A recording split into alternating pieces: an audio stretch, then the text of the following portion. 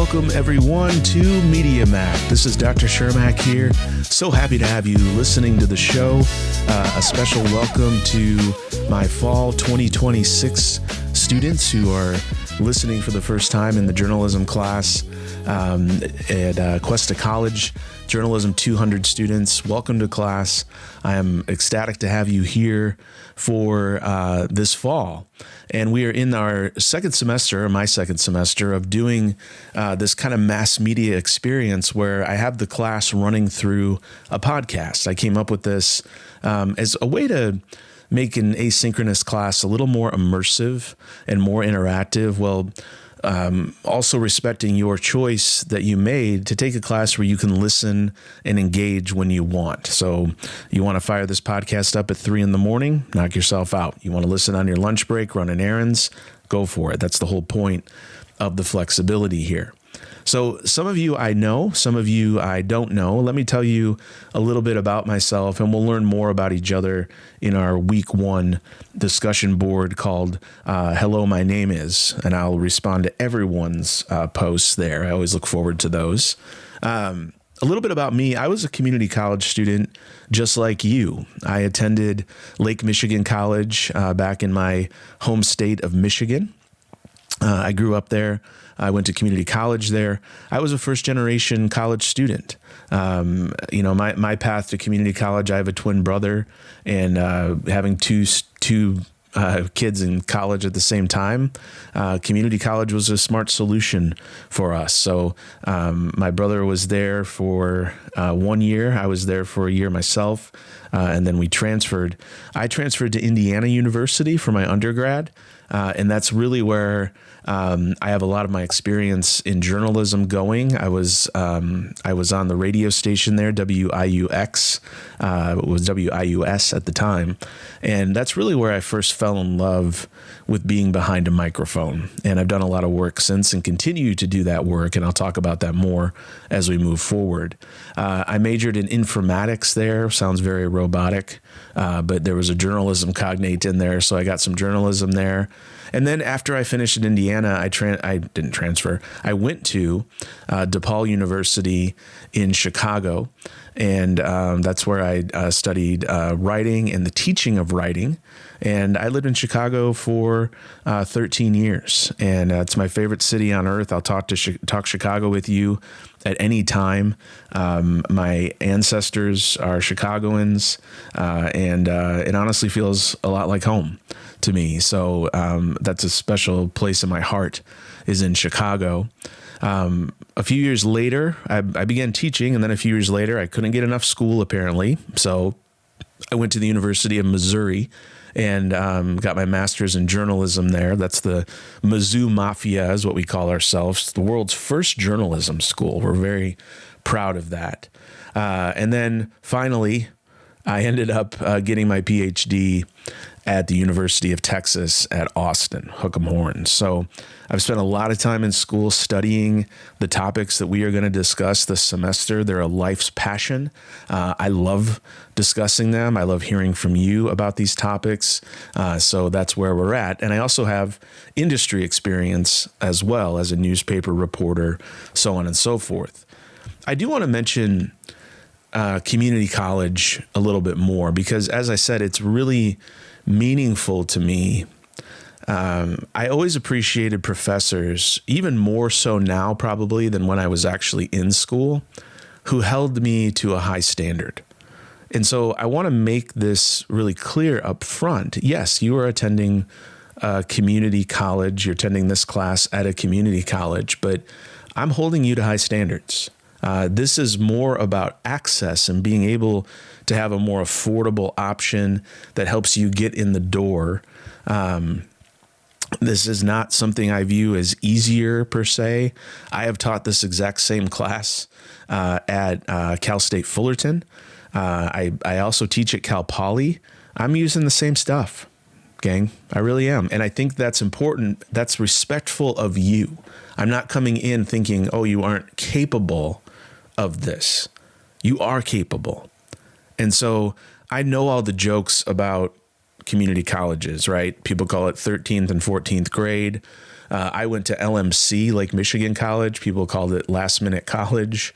But again, this is a class that I've taught at Cal State Fullerton. I've taught elements of this class at the University of Texas. I've taught elements of this class at Cal Poly. So if you're transferring, I want you ready to be successful at the four-year institution.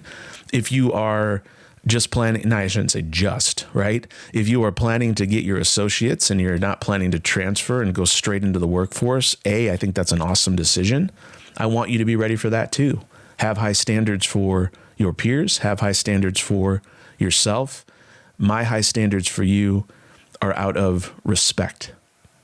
And that also comes with empathy, okay? So in addition to my teaching duties here at Cuesta, I'm also the advisor for the Questonian, which is our student newspaper. And I continue to work in media, local media. I'm an on-air host at KCBX, which is our local NPR member station here on the Central Coast. I'm on the air every Monday morning from 5 to 9 a.m. doing news and weather in our spots during Morning Edition with NPR. And I'll fill in occasionally on some other shifts. So it's just enough for me to kind of whet my appetite with some more media and something I enjoy. And please tune in if you're not tired of listening to me every week on our podcast. This is stuff that I do for fun. And I literally mean that. Like, doing this is really fun for me. So personally, I'm a huge baseball fan, diehard baseball fan. I'm a diehard Chicago Cubs fan, which has come with a lot of life lessons and a lot of character building. I'm also really looking forward to football season. I'm a huge Bears fan too. I love music. I love to talk sports. I love talk media, which is pretty much this podcast. So if you ever want to chat about any of that, please come find me. All right. So enough about me. All right. That's enough. You'll learn more about me as we go forward. But what you're probably wondering more importantly is, what is this class all about? Right. And this class is called Introduction to Mass Communication. And in this class, we look at the media that is in our lives. And that media is, in our lives everywhere these days. Okay. It is ubiquitous in our life. And we'll talk about ubiquity as we move forward in the semester.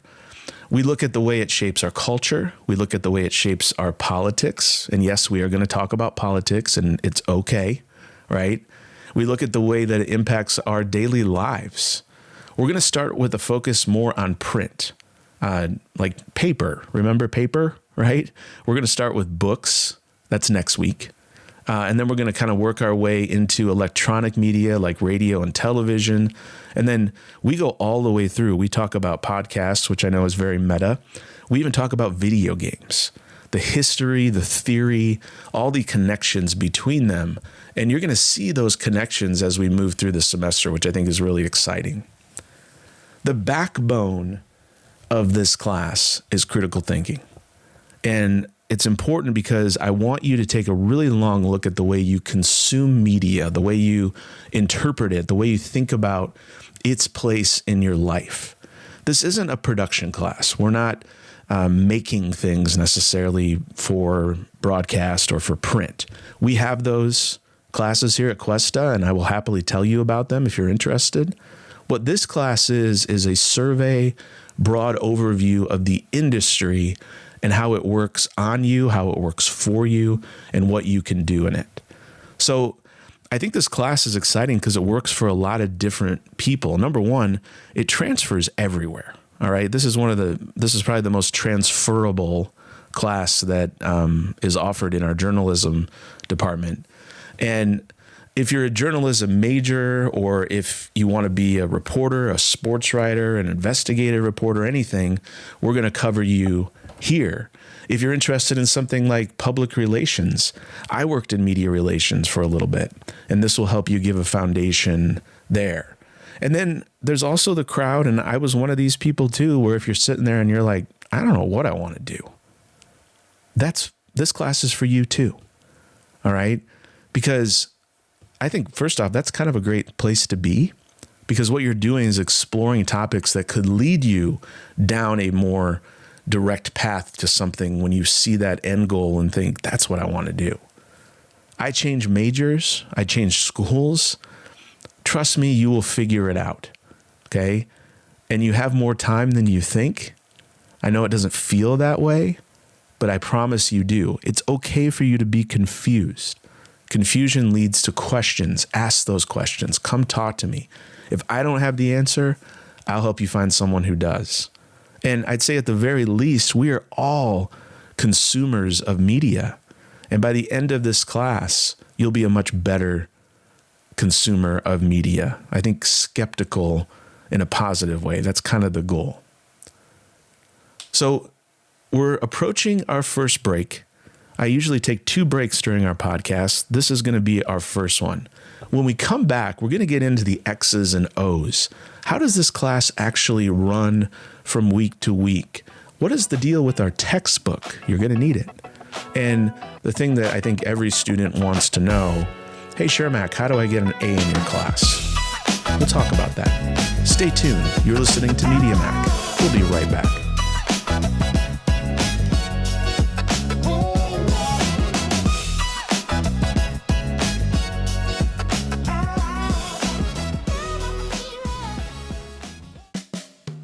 Stay connected to your campus. The Questonian has been Cuesta College's trusted news source since 1966. From breaking news to campus life, we cover the stories that matter to you. Follow us at The Questonian on Instagram, Facebook, and TikTok, or visit questonian.com.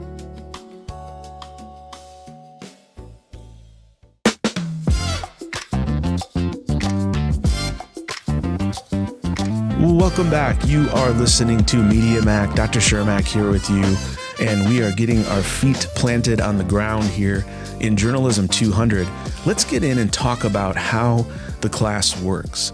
If you want, you might want to pull up the syllabus while we talk through things. You don't have to, but this is really kind of giving you an overview of what's in the syllabus, the most important parts. I would still strongly encourage you to read all the pages.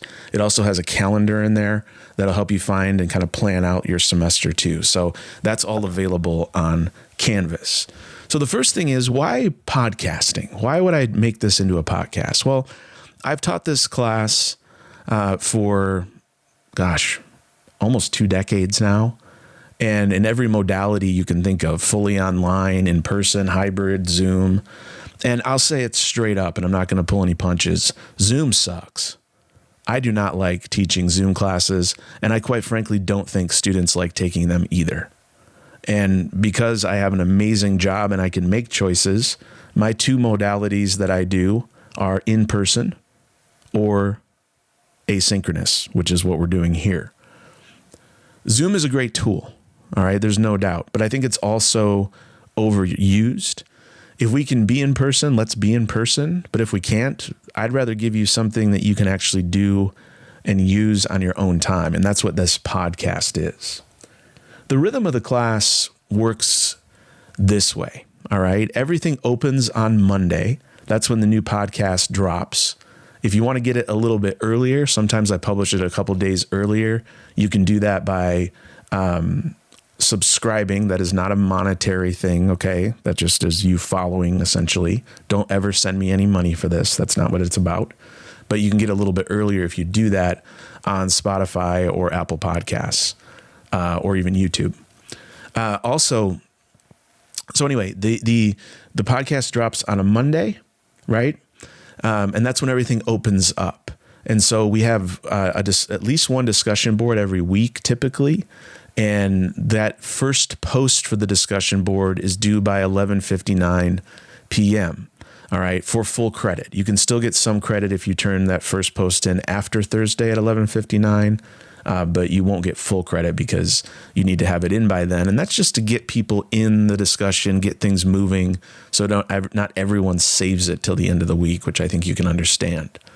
Everything else, the replies that you need in the discussion, the quiz, whatever else is due that week is due Sunday at 11:59 specific. So Monday open, Thursday first post, Sunday everything else. And, if you just jot that down or burn it into your brain. You won't be surprised this semester. The podcast, going back to that a little bit, it's embedded right in Canvas. It's on Spotify, it's on YouTube, and it's on Apple Podcasts. So, follow MediaMak wherever you listen. Again, it's free. Do not send me any money. I will send it back to you. Just follow the show. And again, that might get you some early access. Transcripts of the podcast are posted for every episode. That's for accessibility and for studying. But I will tell you, please listen to the podcast when you can. The tone, the emphasis, that matters. And I think you hear it much better, obviously, when you listen.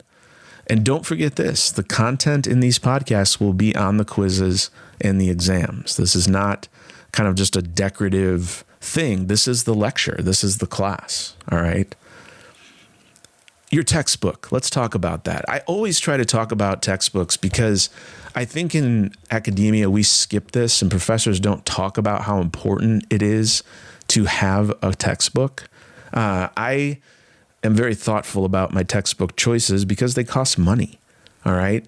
And I remember paying a lot of that money as a student, and that wasn't all that long ago. So the goal of any class is immersion in that topic, being surrounded by this content for 16 weeks. And during this immersion, I can't be there the whole time. And quite frankly, you probably don't want that. That would be weird. The textbook picks up where I leave off. Our textbook is called Media and Culture. It's the 14th edition. I've been using this particular textbook for years. And if I thought this book was just going to sit there and collect dust or virtual dust, I wouldn't make you buy it. Your money matters. And I think this one really earns its spot where it should be. Some of you might be familiar with First Day Access. If you're not, the good news is that your textbook is already available to you right now through Canvas and the First Day Access. If you look at Canvas, there's a menu on the left. You'll see a link that says Course Materials. If you click that, it'll take you to a screen that'll allow you to enter the ebook. That's it. You're done. You're in. So you're billed through the college for the book at a rate well below the retail price. And that's the whole point of the program: affordability, accessibility. You can opt out if you want. There's a page in our welcome module that explains how to do that. A lot of students come to me and say, hey, Shermak, WWSD, what would Shermak do? And I would say, don't opt out. Stay in. It's a cheaper rate. You get the ebook. You do not have access to it forever. All right. I know people, have issues with that, which I totally understand. But if you have a sibling who handed you a copy from a previous semester or whatever, that's why the opt-out is there. Maybe you don't need it. Maybe you prefer a paper book. That's why the opt-out is there too. But the ebook is built right in. Any technical issues with that, you can contact me, but I would advise you to reach out to Barnes & Noble, who runs the site, to reach out to them directly. It's their technology. They're going to know it a little bit better, but I can answer some basic questions, and I'll always direct you to someone who might know more than I do. All right. Big question I get all the time. How do I earn my grade? All right. Here's the breakdown. I use a weighted grade system. 30% of your grade is the weekly discussion board. I'll have more on those in a moment. Please stay with me. 30% of your grade is also the read and react assignment. All right. There are 5 of these during the semester. And read and react is exactly what it sounds like. You read something, or sometimes you watch it, or, take in something, and you write a reaction. And my goal in this is to see your summary skills, and then how well you can analyze the thing, whatever that thing is that we're doing. That's what higher ed is all about, that critical thinking, elevated thinking. So we're still a couple weeks out from our first one, and I'll have more on those instructions when we get there. I think week 3 or 4, if I'm remembering correctly. 10% of your grade is weekly quizzes. Quizzes cover the podcast, they cover the assigned reading, and they also cover current events. Let me get into this a little bit more. These quizzes are not meant to be gotcha quizzes. All right. I'm not going to, I'm not going to ask you Thomas Edison's pant size or something, right? I'm asking you about things that actually matter. For the current events, you don't need to be a news expert. Students get spooked a lot and say, oh, I don't watch the news that much. You should be, but you don't have to for this. Look at like a news aggregator like Google News or Apple News. Scroll through that a couple times. You'll be fine with this, all right? If you're going to go anywhere near journalism as a career or even an interest, you're going to want to form news consumption habits anyway. And quite frankly, it's a good idea as a citizen in a democracy to know what the hell's going on in the world. I know it's rough. Trust me. I read it every day. I literally read it out loud to thousands of people on Monday mornings. I get it. But we can't move forward by burying our heads in the sand, right? That doesn't work. So let's consume news. Let's get smart about it. Let's learn about our world. The quizzes are designed to help you build on those big concepts. All right. Let's talk about discussion boards. I know. Students are telling me more so today than ever that like discussion boards are the bane of their existence. Some people say, and I get it, that they're performative, that, you know, they're headache inducing. I understand. All right. So why do I still have them if I understand it? 2 reasons. All right. One, I still believe that good things genuinely happen in those discussion boards, but it takes good actors to do that. What I mean by that are people who are enthusiastically participating in the discussion boards, even if you got to fake it a little before you make it. All right. I get that too. Good actors don't use AI for their responses. Good actors ask questions. All right. I want you to be a good actor in the discussion board. You'll do well with that and it'll help you. All right. In an asynchronous class, we lose the interaction of the classroom. So we have to have it somewhere. And the discussion board is where that lives. So the second reason why is very administrative, really. Online courses are required to have what's called regular substantive interaction. We call it RSI because you saw how easy it was for me to share. It's a federal expectation, actually, for online education, meaning that you have regular meaningful interaction between you and me, between your peers. And the discussion board is a big part of what I do to make sure I meet that criteria. So when I say they're required, I mean it beyond just your grade, right? The prompts in these discussion boards are meant to be personal, and that avoids most AI use, even though you can use AI for just about anything. I'll talk more about that in a bit. And I'm not talking like deepest, darkest secrets, personal, but things you know, what you think, how you experience, your take on things.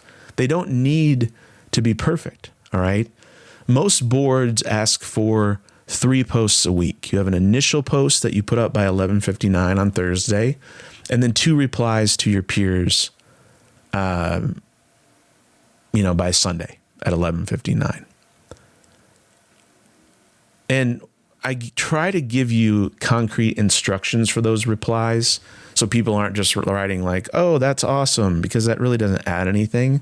If you do think something's awesome, that's great. Explain why you think it's awesome. Okay? Don't be lame. And that surface level work is going to get a surface level grade, to be quite honest with you. So put some effort into this, right? And it's boring. Part of making these discussion boards better and more fun for you is on you, right? Saying interesting things makes them more fun. I'm always in there reading. I respond. I grade all these. I'm not looking for perfection by any stretch of the imagination, but I think that what I call GPS, grammar, punctuation, spelling, they count. It's a little loose because it's a discussion board, but it doesn't mean you should be writing IDK and, TTYL and things like that. You're in a moment where you have an opportunity to be a professional speaker. That's why you're in college. That's my assumption. So act like it. Be professional. Have fun. Control the variables you can control. If you can write something that's clean, write it clean. Okay? So it's kind of on all of us to come together and make those discussion boards fun. All right. If I didn't start doing it already, now I got to play sheriff for a little bit. And this is always the week one dance that I do, talking about some policies. Okay. The big one that is different maybe from a lot of your classes is that I don't take late work. Let me say that again, and then please listen to my explanation. I don't take late work. A long time ago, and I'm not going to say how long it was because it's going to make me feel really old, but a long time ago, I stopped taking late work, and a funny thing happened. I stopped getting late work. Students, when I made that change, and even in the days since, told me, hey, if you let me turn in late work, I'm probably going to turn in late work. And I don't think anything we do in this class, even as challenging as some of it is, should tax you to the point where lackadaisical late work is the answer. I just don't think it is. And I don't think it's good for you. Okay? Now, before you drop the class and think I'm a complete monster, please know that I'm not. Okay? If something happens with your family, your health, your job, life, I'm a really understanding dude. I have been there. The key is to reach out to me as soon as possible and before the deadline, if you can, for us to figure it out. I think maybe overridingly, this policy is more about communication than it is the work. Because I want you to be proactive. I want you to care before the zero, not after you get it, right? And so much of this comes from journalism. You're in a journalism class. Deadlines don't work, and missing deadlines don't work in journalism. Those deadlines don't move. I know it's harsh, but it's reality. But I think it's important that we operate that way, okay? So again, no late work. If you feel like something's going to come in late, reach out to me in advance. I'm happy to work with you. Let's talk about the giganto elephant in the room that we'll talk about a lot this semester, and that is AI, artificial intelligence. This is pretty simple. AI is an assistant. It is not a replacement. I'll say it again. AI is an assistant. It is not a replacement. Generate your own thoughts. Use your own brain. If you are using spell check or grammar tools like Grammarly, I'm fine with that. Okay, I use Grammarly. What I'm against is students replacing themselves with AI. I mean, you've probably used it at this point. It can be really incredible, but it also doesn't know what day of the week it is. You're better and you're smarter than that robot. You have to exercise your brain. And I think in this AI era, students need to approach going to class, whether that's online or in person, sort of like going to the gym, right? You can't send a robot to the gym and then expect to build muscle. You can't do it. So you got to put in the time, you got to put in the effort in order for you to build that muscle, and your brain is a muscle. And you have to exercise it, and AI does not exercise it.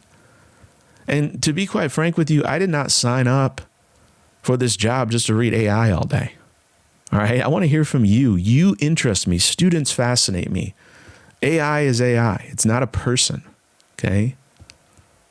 So using AI to replace yourself in an assignment, that's going to get you a 0.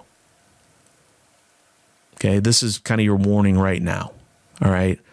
A second offense, that's usually when I escalate to the administration. And I will. Okay? So be very mindful of that. Let me also talk about something I'm doing in my classes this semester that I think will help with this. I'm really going to push you and in some ways force you to write your assignments in Google Docs or Microsoft Word.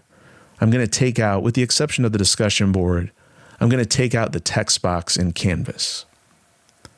Here's why. Word processors keep timestamps and version history that show your writing process. So if I ever see your work and I'm like, ooh, that something's fishy here, your history is your best evidence. A Google Doc, which I think has the best tool with this, shows when you drafted, how long it took, so on and so forth. And that tells a very different story about the document. So this really applies mostly to read and reacts. I'm not going to take a PDF. I'm not going to take text, just paste it into Canvas.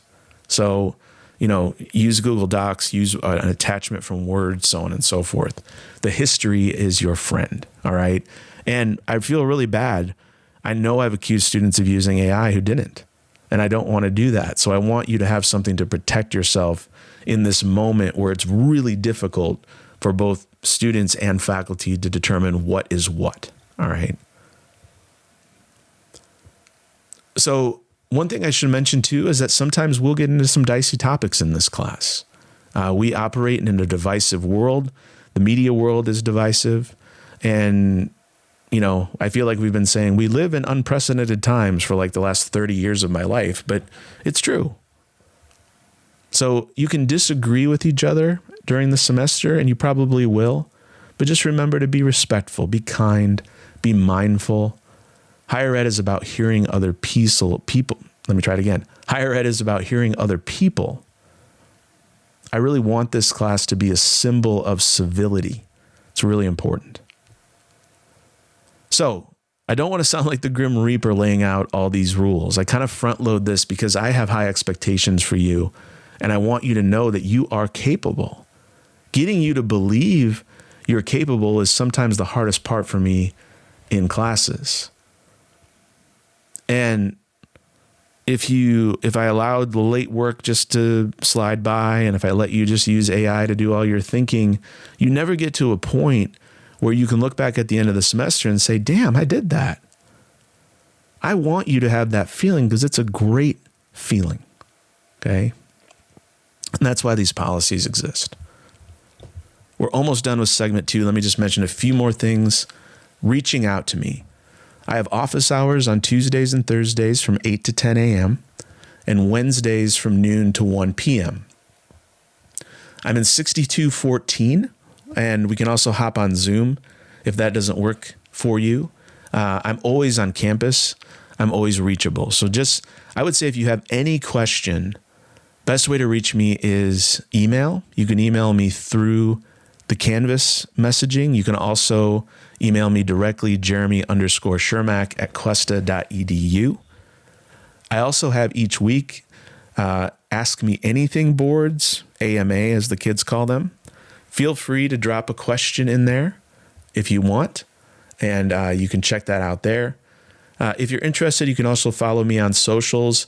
Students, when I first put this out there, students got really upset because I didn't follow them back right away.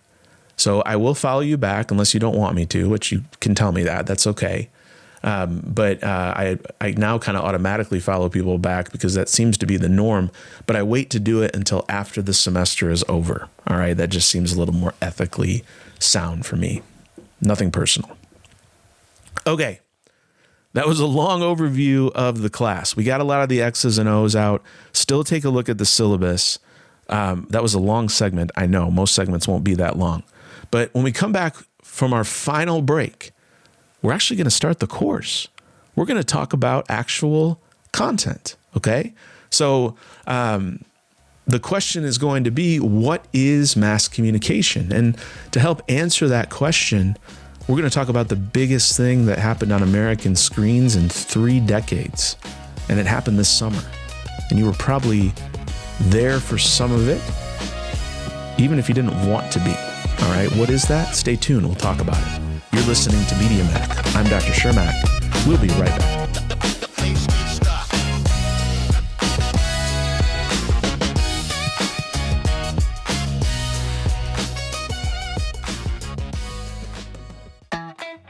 Want real journalism experience? Join the Questonian. Build your portfolio, develop professional skills, and tell the stories that matter to our campus. Enroll in JOUR 202 or 203 for 4 credits. Questions? Email thequestonian@questa.edu. The Questonian. Your story starts here.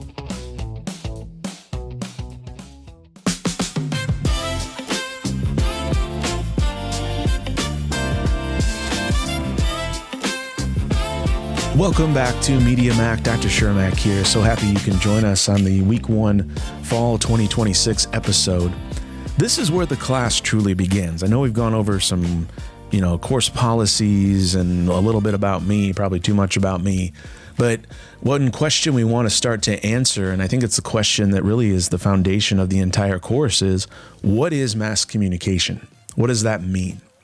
And so to answer that, we're going to use something that just happened. All right, the World Cup right here in North America this past summer. Now, before you reach that skip button, all right, and you're like, sports, I don't want to talk about sports. I get it. All right. Maybe you could not care less about soccer. All right. Soccer's not my favorite sport. I follow it and I watch it, and I did watch the World Cup. My favorites are baseball and football. But stay with me here, okay? Because in the end, this is not about soccer. It's really about audience, okay? Let's go back and set the scene a little bit. So we had the United States, Canada, and Mexico hosting the first World Cup that was spread across 3 countries.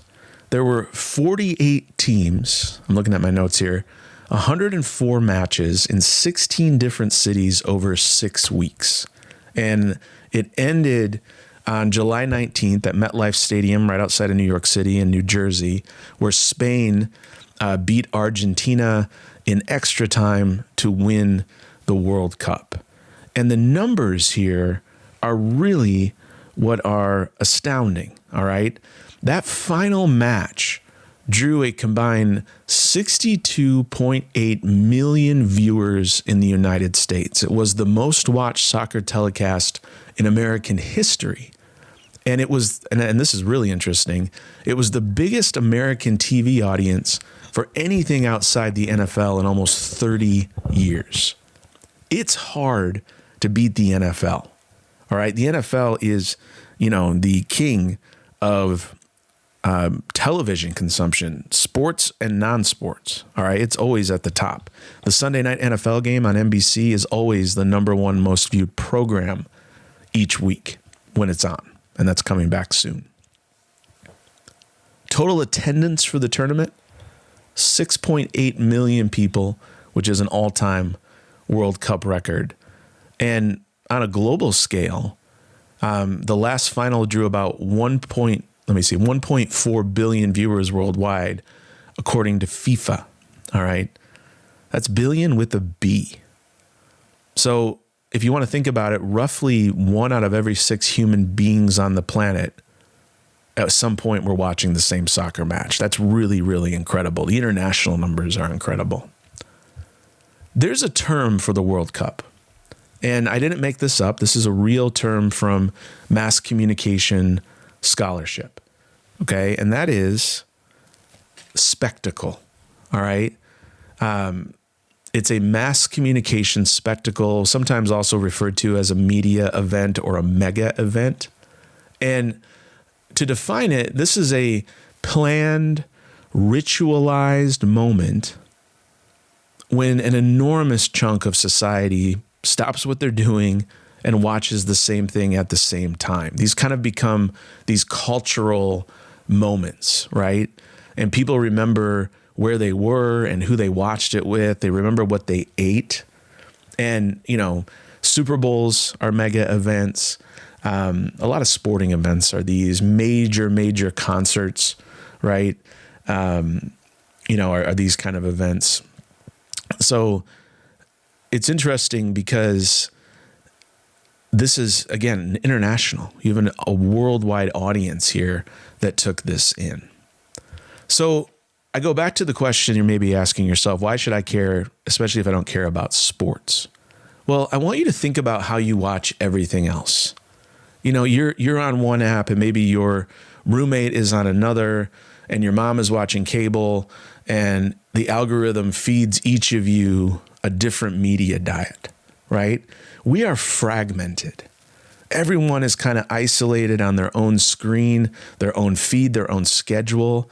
And then one Sunday in July, or in the case of the Super Bowl, one Sunday in February, the Super Bowl is on Valentine's Day next year, by the way. But for this instance in the World Cup, on one Sunday in July, 62 million Americans sat down and watched the same thing at the same time. These live events are almost like the last kind of bastion of like a campfire, like getting everyone together and having the audience be actually mass, right? Because that's mass communication, is the mass here. And I also want you to notice the money. We're always going to talk about money in this class. Netflix, Disney, YouTube, they are all fighting for the rights to the next World Cup. They know where the mass audiences exist and know what a big deal this is. The other part of this is ritual, because the World Cup is a ritual experience. A lot of times people watch the matches with the same set of friends, maybe at the same bar, maybe sitting on the same couch, maybe wearing the same lucky jersey that everyone knows doesn't affect the outcome, but you still feel like you need to wear it anyway. And this isn't a sports phenomenon. It's a media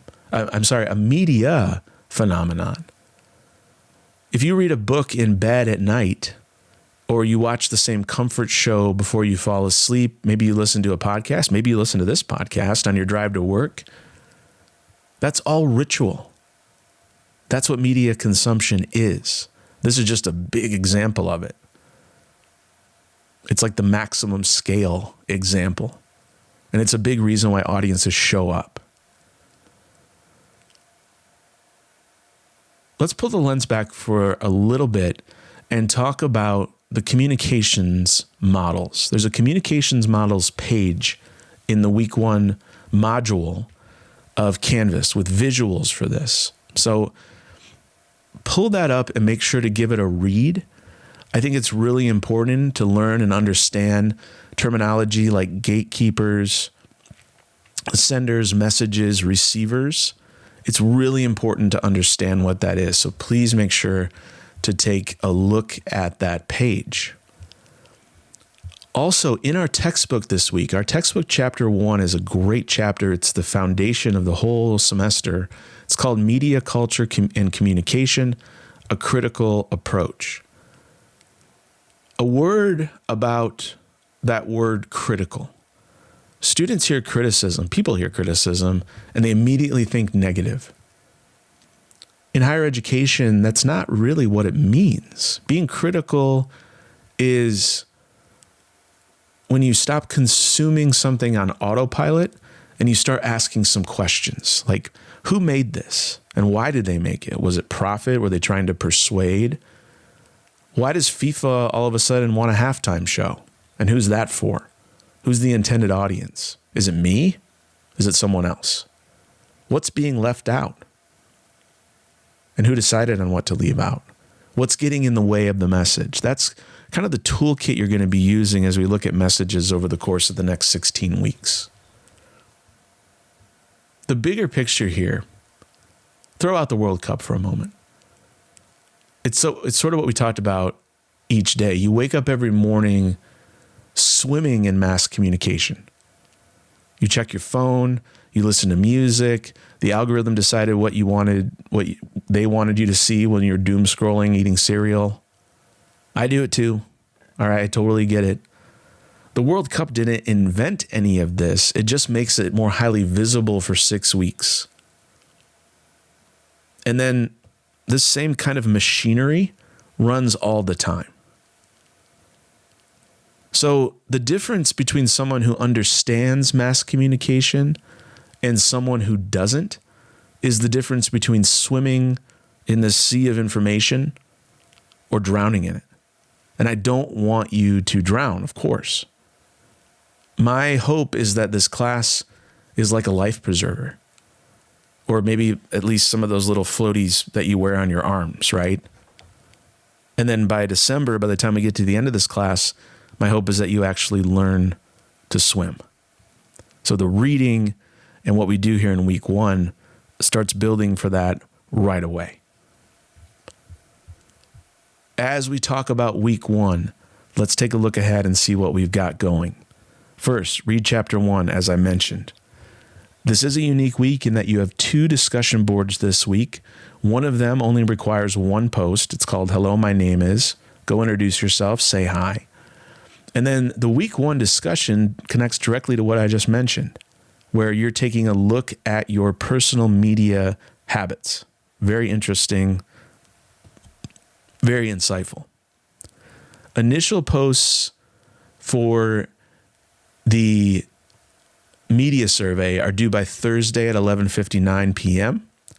And your replies for that are due by the end of the day on Sunday. You do not need replies for the introduction board.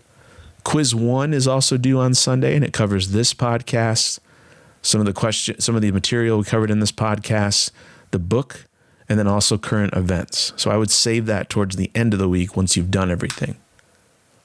Double check and make sure your first day access works. If it doesn't, there's information in the welcome module. Take a look at that welcome module and go through things to get an idea of how the class works, so on and so forth. And of course, ask me any questions at any time. Next week, we're going to go to what I call the OG of mass communication, which is books. Print culture created the world you're living in right now, and it's more interesting than you think. So let's put a bow on our episode 1 of the fall 2026 semester. Thank you so much for joining. If you have any questions, email me or drop them on the Ask Me Anything board. I hope you have a wonderful first week, not only in this class, but your other classes. Thanks so much for listening to MediaMak. I'm Dr. Shermak. Take care of yourself and those around you. So long, everybody.